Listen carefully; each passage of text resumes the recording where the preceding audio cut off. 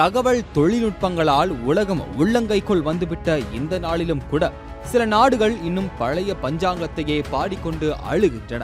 அந்த வகையில் ஜீன்ஸ் உடை அணிய தடை உத்தரவு போட்ட நாடு ஒன்றை குறித்து இங்கே பார்க்கலாம்.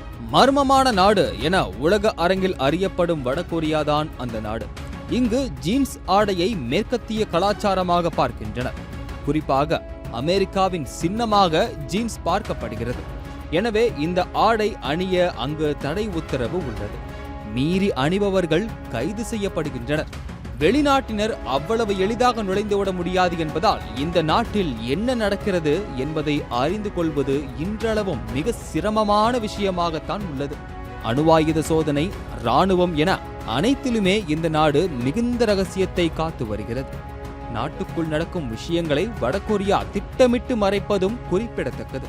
இங்கு தனிமனித சுதந்திரம் மற்றும் மனித உரிமைகள் குறைவாக இருப்பதாக மனித உரிமை அமைப்புகளும் குற்றம் சாட்டுகின்றன.